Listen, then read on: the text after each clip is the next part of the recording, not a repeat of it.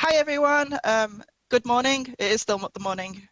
Yes, it is still the morning. I feel like I've been up for a few hours now, and I'm not sure what time it is. Thank you for joining us on this beautiful, glorious, wet Saturday in the UK. And I hope that you'll all find something interesting and useful from this talk. I want to start this talk off with a poem. It's called The Road Not Taken by Robert Frost, and it was written in 1915. Two roads diverge in a yellow wood, and sorry I could not travel both and be one traveller. Long I stood and looked down one as far as I could to where it bent in the undergrowth, and then took the other, just as fair, and having perhaps the better claim because it was grassy and wanted wear. Through as thought that the passing there had worn them really the same. And both that morning equally lay in leaves not step had trodden black. Oh, I kept the first for another day. Yet knowing how way leads on to way, I doubted if I should ever come back. I shall be telling this with a sigh. Somewhere ages and ages hence, two roads diverge in a wood, and I took the one less travelled by, and that has made all the difference. I want to start by thanking the Comference team for giving me the space to think about the last two lines of this poem a bit more. It's a funny poem. Research suggests that the poem originally was meant to be a joke on a friend, but the words have resonated with people in a way that was not intended by the poet Robert Frost. 10 years ago is a long time. It's 1 decade. It's 120 months, or 3,650 days, or 87,600 hours. That's a lot of sleep I could do in 10 years. Yet, it's also a really short span of time. How long ago did many of you join the tech industry? Hindsight is a wonderful thing, and the last 10 years have given me a lot to reflect on. I've condensed my reflections down to 10 points because the one thing I've learned doing and preparing for this talk is that there's a lot I can reflect on. And I hope by the end of the talk, I've given you some food for thought. So let's get to it. This might be obvious to a lot of you, but when I joined the tech industry, I did not know this was a thing. And I think I'm kind of embarrassed to share this with you all because it just seems so obvious now, but I'm going to share it with you. As a kid, I used to build websites. I've had my GeoCities. I used to have a .tk domain, and no, I'm not telling you what the domain was because it's actually on archive.com. I've literally had hosting contracts and made some HTML and CSS pages and did all that as a kid. And what's really funny to me is that when I was a kid, I never really crossed my mind about the websites that I was surfing. It didn't cross my mind about who was making them or why they were making them. There was just information out there on the internet. And it didn't even cross my mind that people were being paid to make these websites I was serving. When I first took my first job in the industry as an intern 10 years ago, I spent at least the first 3 weeks pinching myself over and over again. I would leave work, go to the train station with my colleague, and my colleague, knowing that I was an intern, was like, oh, how was your day? Like, what did you think? And I would just be like, I don't believe people are paying me to do this. People are paying me to write HTML and CSS and build websites, something I've been doing as a kid, naturally. And at the age of 21, 22, I realized I could get paid to do this. It was mind-blowing, and it was really exciting. My first PHP work was updating the user interface design of a Send Framework 1 application. My first experience of WordPress was updating the content on the PHP Northwest 2010 conference website. My first conference was that same event. I was lucky to get to meet so many people at that conference. And I was really lucky, I think, to be able to say that PHP Northwest was my hometown meetup. I was really lucky to have a meetup that served my purposes. And I thought everything in the world was sunshine and rainbows. I mean, I was getting paid to do something I enjoyed doing. Isn't that the dream? When I first joined the tech industry, I aspired to be a really good developer. Not that I really understood what a really good developer is. I guess that comes with hindsight.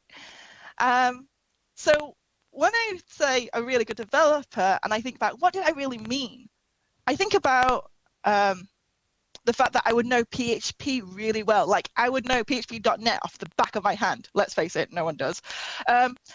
I would be able to build anything anybody asked me to. And yes, given time, I probably could still. But I also thought that being a really good developer meant that you could pick up any tech language, and I mean any technology language, like I was eating cake, which I can eat cake pretty fast and pretty well, so I'm not sure those two really matched up. 10 years later to now, even though I am still a developer at heart, I've also been a community engineer, and I am now an engineering manager. So now I spend most of my time empowering and supporting engineers in any way I can. This can be from anything from reviewing company policies and arguing with leadership teams about how their wording doesn't make sense or missing clauses, to supporting my engineers with their professional development or fixing issues on internal tooling. It really can be a wide range of things. What still surprises me is that I get paid to do something I love, and I get to support people and engineers and talk about technology as my job. And so even though the aspiration of what I thought I would become now and the road that I've actually ended up taking are not the same path, and even though sometimes I sit back and wonder what kind of senior developer or principal developer I would be if I had taken the other path, I think it's okay that I haven't taken that path. I mentioned sunshines and rainbows in my first point. In my first job, when I first met a bunch of the people in the industry, that included someone who invited me to join the PHP Women IRC channel, the private IRC channel. And at the time, I didn't really understand why, but I said yes. And I remember having a conversation with my first boss about the fact that I didn't really get why there needed to be a separate PHP group. PHP Northwest had its own IRC channel that was open to everyone, and I was really happy in there. My first boss told me, join it anyway. You might find the value at another time. You might need it sometime. I left that job and went to another job. And within the next job, I ended up finding lovely people to work with, but I also found myself in a very hairy situation where I was being harassed. At that point, I understood the full value of PHP Women to me. PHP Women, the group, single-handedly as a group of collective people, saved my career in tech. They helped me check that I was not going insane when I thought that I was doing things wrong. They helped me get day to day from my job. And even to this day, it's very hard to talk about because I can never repay the kindness that I found in that group. I can remember thinking that I must have done something wrong to make someone so angry at me. And it was the PHP Women private group, the place that I didn't really understand only 2 years prior, where I found a safe haven to ask questions that were difficult to ask, and to be able to have people tell me that I was okay, I was going to be okay, and that they were there for me. And then that I should take every day as it comes, one step at a time. There is a lot of value in other people's wisdom and insight. There was a lot of value in the fact that my first boss encouraged me. So even though I did not see the value of something straight away, to really wait for that value to come apparent.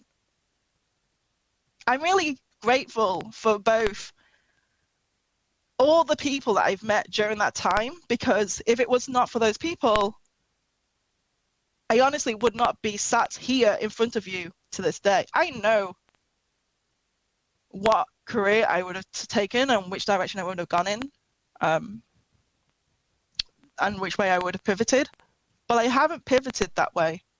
And instead, I think I live a lot of my tech life now in a way that I hope whenever I meet someone who is in the situation that I was in 7 years ago, they also find a safe place to be able to speak and share their concerns, their worries, and to have someone be there for them.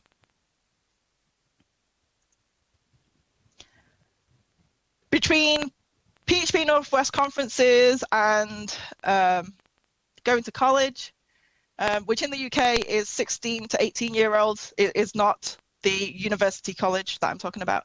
I have realized it's an extremely small world.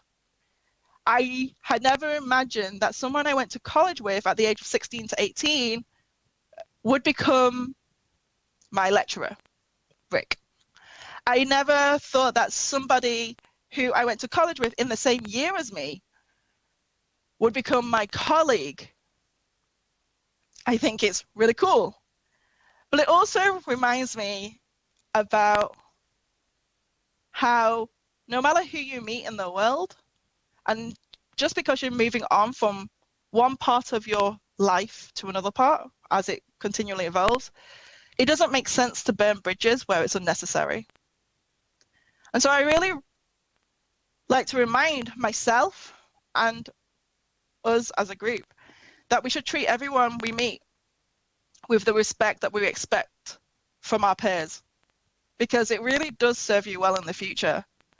There's no reason to build grudges unless they really deserve it. In that case, it's a different story. But anyone could become your colleague, your boss, or your employee. And I think when I think about the jobs I have taken, the people I've met, it's been a series of meets and people that I've met along my journey. And even though at the time I didn't really see how they all connected together, when I talked to my current boss about how I ended up joining the company, he tells me about this time that I gave a talk. And I actually went back and looked at when that was. And it was actually the first talk I ever gave. It's at a WordCamp. It's like a WordPress conference. And I only gave that talk because one of the organizers asked me to do it. All these people that you meet on the way who ask you to do a little thing, they all add up. And at the time, I never realized it would be the opening to my next job. But I think it's really interesting how all these little events can lead to something further down the road.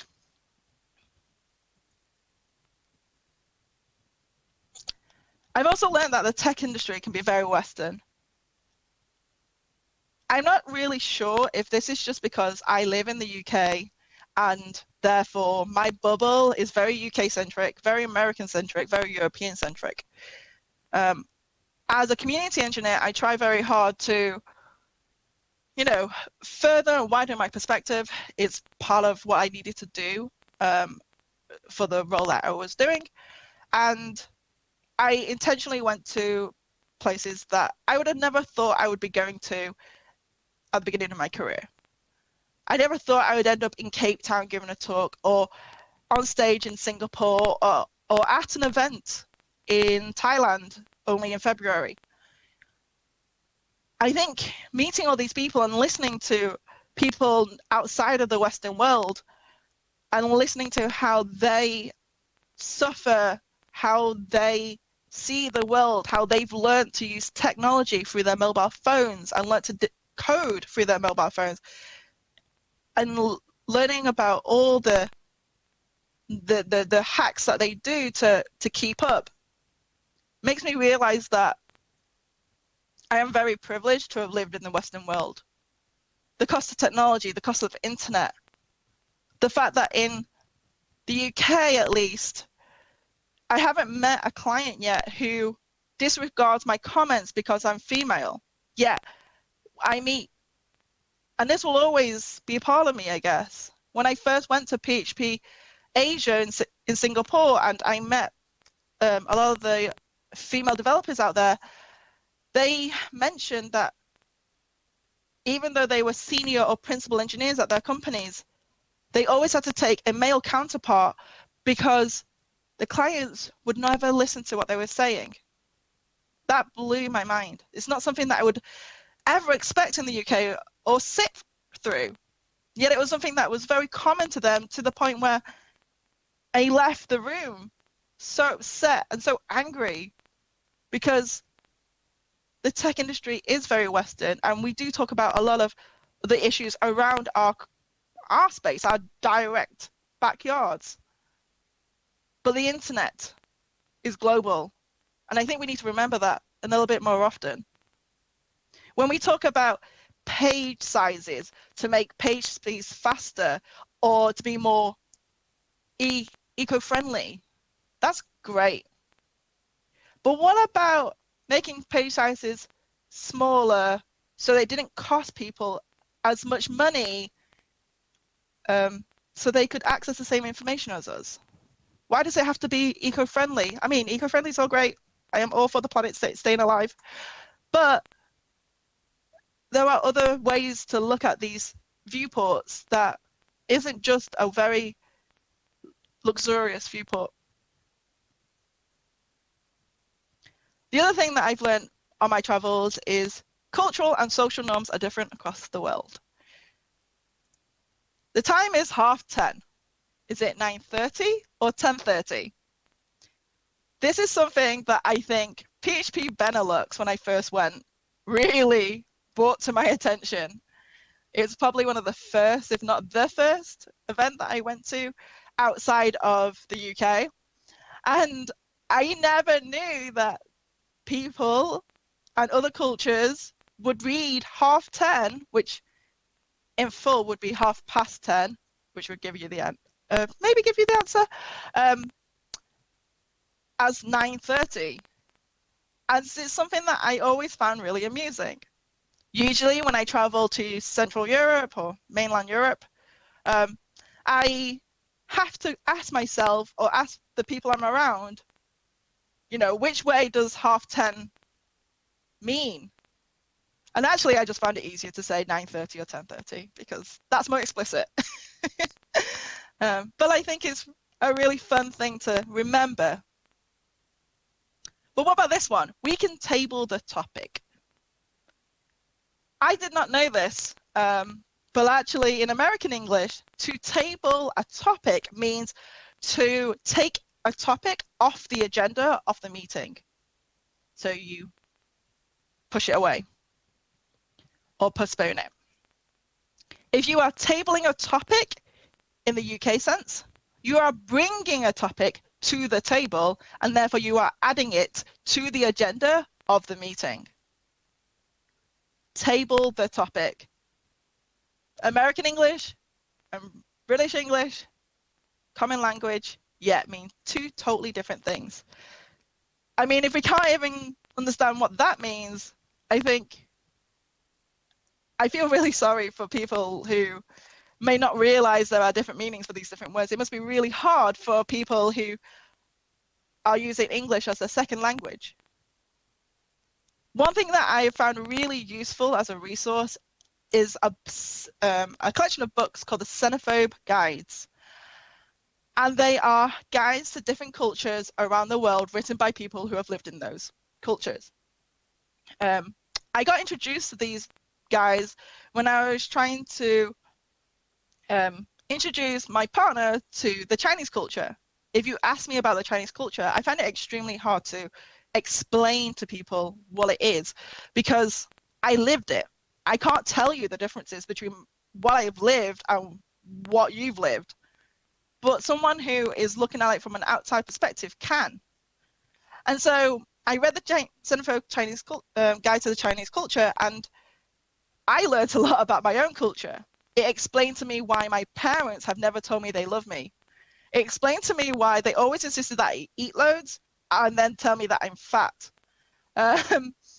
These things are fine. They might be very rude in your cultures, but I started to understand a bit more and be more empathetic to why my parents are my parents and what is them and what is the culture that they grew up around.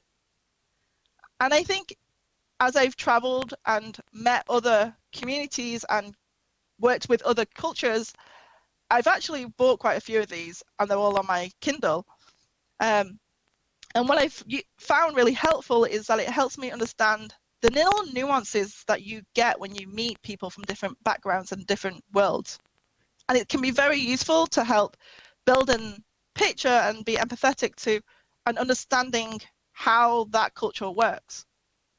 Saying that, these are guides. These are stereotypes. These are observations that people have made about a group of people. It doesn't mean that every single person in that culture is going to be exactly the same or that they all are, going to be the culture that you expect. People have different backgrounds that you may not be aware of.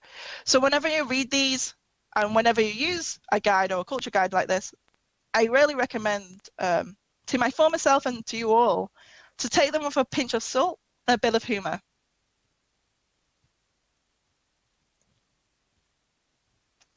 One thing I've noticed over the years is the amount of arguments people have from miscommunication or misunderstanding. As awesome as the internet is, it is full of dramas, and tech industry has its own fair share of dramas. Text communication, which is the primary method of communicating on the internet, and the tech industry as a whole is missing one important ingredient: body language. Our little tweaks, our habits, the way I move my hands, they make us who we are, and they help bring color and expression to a conversation. When we are missing them, we lose context and tone of voice. We don't really hear how sad or happy someone is. I have spent the last 6 years working in a fully remote company, and we have employees spanning all the way from Auckland all the way to California. And I've learned over time that most of the issues that I've had with people or I've seen between people has been a breakdown of communication in some form or another. When you're working in a fully remote company, communication takes time. You can't just go to somebody's desk and talk to them or go and have lunch with them. It's an asynchronous experience. It's not always clear if someone has seen your message and they're ignoring it because they're okay with what you said, or if they've just not seen it. The clearer and the more explicit the communication is, the less ambiguous and the less ambiguity there is for others to misunderstand you. That said, I have also learned that being clear and explicit does not mean being blunt and rude. They are two different things. You can be empathetic and kind whilst being clear and explicit by taking the time to pick the right words. This is often easier for native speakers, but I wouldn't say that many native speakers have a dictionary ready full of colourful language to use and words to use. Most of the people I've met in the last 10 years have found it tricky to convey emotions clearly in text form. Something I've recently found out about is something called the emotional word wheel, or otherwise known as a feelings wheel. This is a wheel of emotional words. In the center, there are seven primary words, and then there's two circles going around it, and each one gets more and more explicit about the emotion that you are getting. So if I am saying I am angry, do I really mean I'm angry, or do I mean that I'm let down? Or maybe I'm feeling betrayed. Being more explicit with my emotional words allows people to really understand how I'm feeling. I myself have a limited emotional vocabulary, and I have grown up in the UK all my life. It's meant that I've ended up putting emphasis on the things where I didn't really mean the emphasis to be on. The author of this emotional word wheel, Jeffrey Roberts, and I've got a link to his page, says on his page that the result of this is the intensity of their negative emotions and experience being heightened because they can't describe their feelings, especially their negative feelings. This is why this list is heavily focused on negative emotions and experiences. Being able to clearly identify how we are feeling has been shown to reduce this intensity of experience because it re-engages our rational mind. I have this wheel printed, and I have it in front of me every day I go to work. It's on my desk. Every time I want to convey an emotion about how I'm feeling about a situation, or even a code review or a user experience, I check the wheel beforehand, or at least I try to remember to check the wheel. By being explicit with my emotions and my emotional vocabulary, I hope to be able to be clearer about my intentions. The other side of communication is listening. I am a chatterbox. I can't remember a school report that didn't include the phrase, "Jenny chats too much in class. If only she would listen more." I am almost certain if I took all my primary school, so that's year from I think the age of 6 to the age of 11 report cards, that sentence would not be in there. I think I'm almost certain every single year I got that without fail. It's almost like it was stamped in. The thing is, I think out loud. I am an out loud thinker. And there is not much filtering that happens between my brain and my mouth. But as a community engineer, and now as an engineering manager, I have learned that it's important to listen to what people are saying, and more importantly, what they are not saying. I've realized over time that we all get gut feelings when people are not digesting what we are trying to say, and it leads to frustration and the feeling people don't understand us.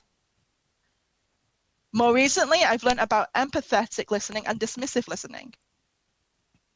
This is an Instagram post by Keely Shaw, and it's something I have in front of me every day I go to work.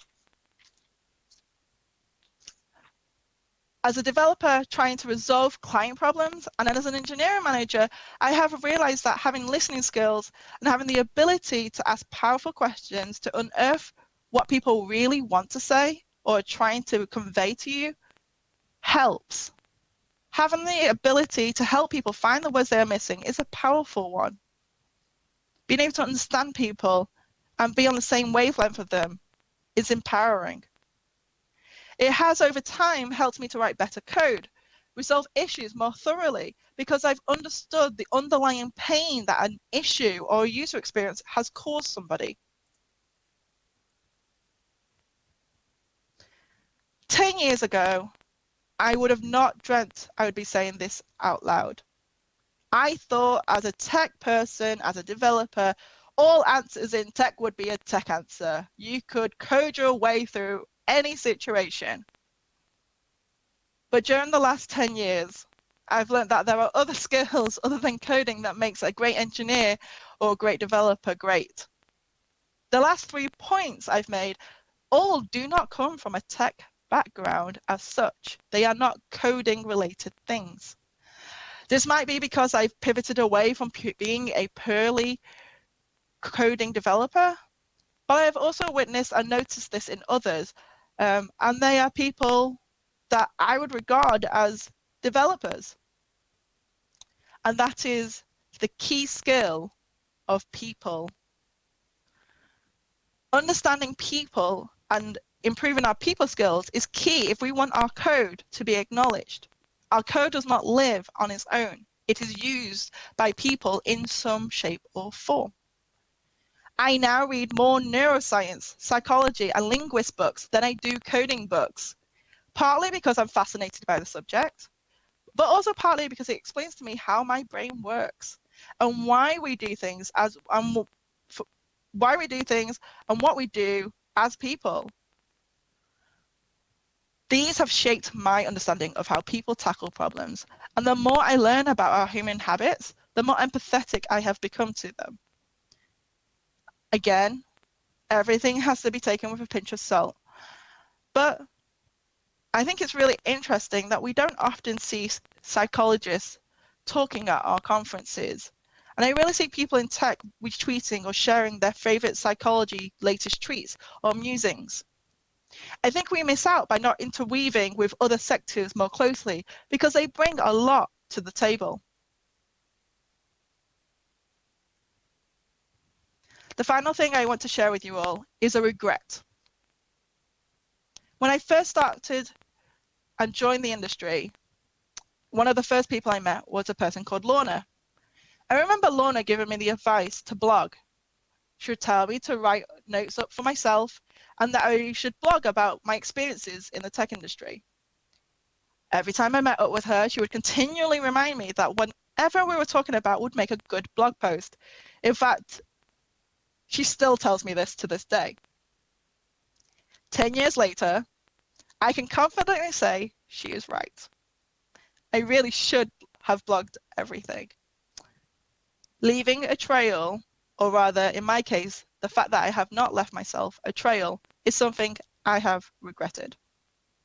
My partner does this really cool thing, which is to screenshot thanks or praises and stores them in a folder. This folder is their personal log of all their achievements and the effects it has had on others.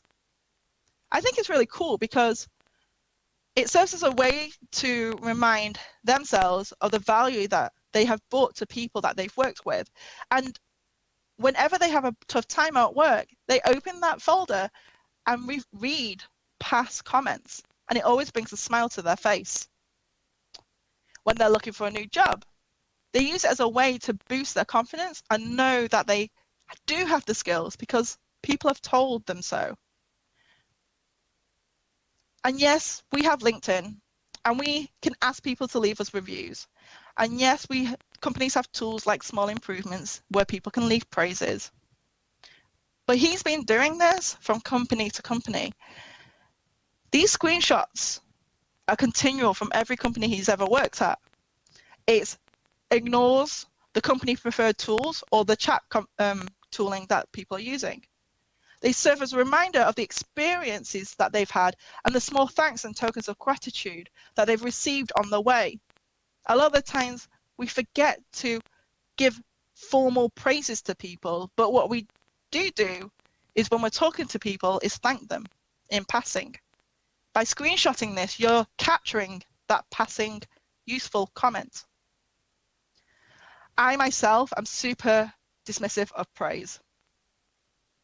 I like it, I like receiving it, but I also naturally, instinctively don't ever think I'm doing a good job. So I can imagine a folder of praise would be like a folder of confidence. And in fact, more recently, they've been encouraging me for me to start my own folder of confidence. From logs, we learn from ourselves.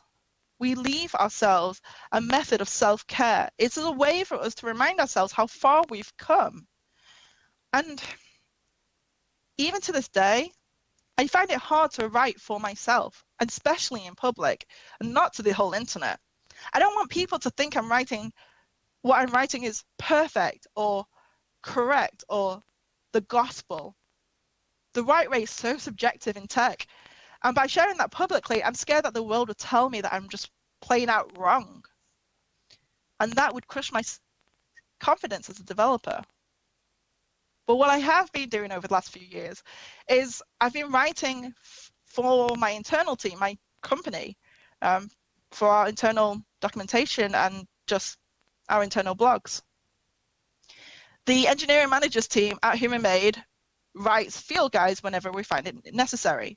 The idea being that we would leave notes that we wish we would have had if we were a new engineering manager to the company. They are things that have been discussed. They are tips and tricks of tools that we've worked out how to use. And we share this with each other. By calling it a field guide or tips and tricks, we're not setting rules or declaring this is the right way. It's more of a, this is what we've figured out so far. Hope it's useful. And use screenshots or screen recordings to demo things that are easier to see rather than to write about. Some things are just hard to write about, especially if we're not used to it. When I think about it, I have been logging throughout my whole career. It's called Twitter. Twitter is my current log. And I can say quite certainly that Twitter is not the best use of a log. For one, it's a service that I don't own, so I don't have a copy of all that data. Nor is it very easy to go back in time and find logs either. But it's better than nothing.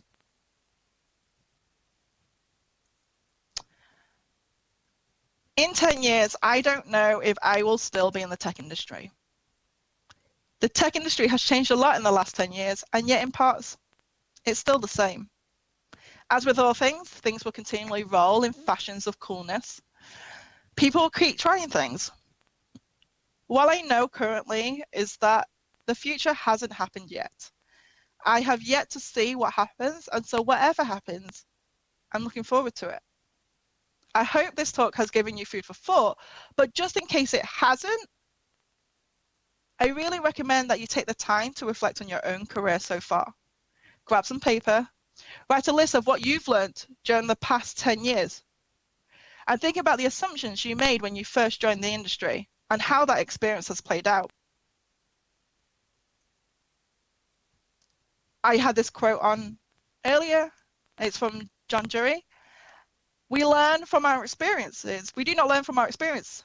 We learn from reflecting on our experience. And the most important word is reflecting. It's worthy of our time to sit down, even for half an hour every week, or even 10 minutes every week, and think, how has your week been? And write about it. And leave yourself an little trail so that you don't forget in the future how far you've come. Thank you.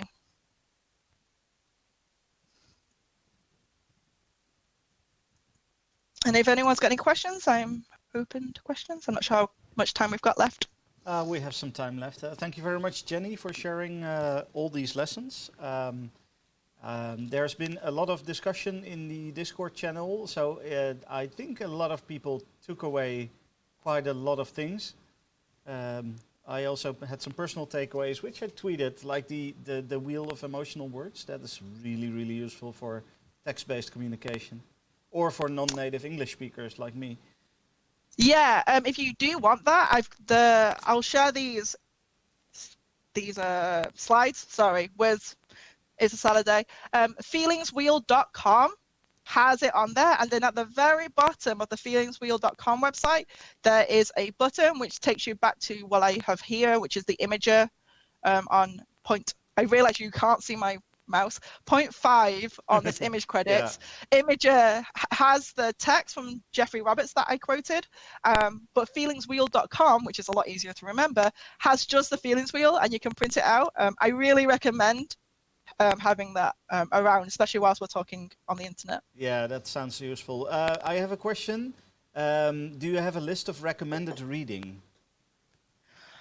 Oh, I was going to put a list together, but I think it depends on what you want to read about and what you're curious about. So I didn't want to really put one down.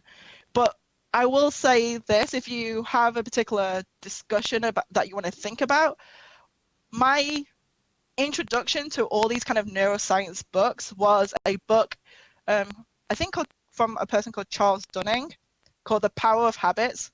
My friend in Finland happened to have the book at his house, and it was his friend who gave it to him. He hadn't read it yet.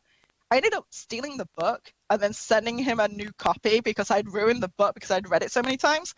And I brought it home with me. But that really opened my eyes to this whole idea of the way we form habits, why we form habits. So The Power of Habits is one that I would probably recommend as a fun reading. Got nothing to do with tech, super interesting. Another one is the book called The Idiot's Brain. I can't remember who the author is though. But what I would not recommend is the audiobook. So I sometimes read books and sometimes I listen to audiobooks. That one I tried to do both because I didn't have time to read the book. And I tried to listen to the audiobook. The audiobook is awful. Okay. The book is hilarious. The audiobook is awful. So read the book, don't listen to the audiobook. That was my experience of that. So that's one I really recommend as well, The Idiot Brain, and that's more neuroscience. And the final one, a linguist one, I would say is, there's a really good one. I can't remember their name. Griffin, I think, I'm not sure. Because Internet, since we're on the internet, it talks about the way language has changed because of the internet. And I think it's fascinating. It goes from SMS and LOL and all the issues that we had with that and how we adapted language through that, and then it moves on further. That's a really fascinating book about just how the English language has changed, especially, and emojis and stuff like that. So that's a really fun one to read as well. Excellent. So yeah, those are my three main books. And then in terms of psychology, I would say I found a really good Instagram account called Food and Psych, and they're also on Twitter as well. It's a lady in London called Kimberly Wilson, and she did a whole entire section on psychology and COVID and why we were eating more or eating less, and like all the different psychologies around different things, and really explaining our emotions and stuff. Honestly, you could read her backlog of Instagram posts and you would learn so much about psychology, and it's really digestible, which I find really useful because psychology can be very heavy at times. So having these kind of bite-sized versions is really, really helpful. So I use Instagram for a lot of psychologists and doctors that I follow because it's really interesting. But they do have Twitter accounts as well. So yeah, I'll share the 4 that I've just mentioned. I think people are already sharing it in the Discord. Oh, thanks for doing my work for me, everyone. Yeah. Yes, that's great. Okay, let me see if there's any more questions. It's mostly praise about your talk at this point. So I think that should be it for now. Cool. Thank you very much, Jenny. No problems. If anyone does want to contact me, I'm Miss_Jro in pretty much anything other than GitHub because it doesn't like underscores. And you can just email me questions at jwong.co.uk. And yeah, I mostly respond to emails. I'm a bit slower on emails than I am on social media because emails just, I don't know, have a lot of work emails in there as well. But yeah, I'm happy for people to contact me.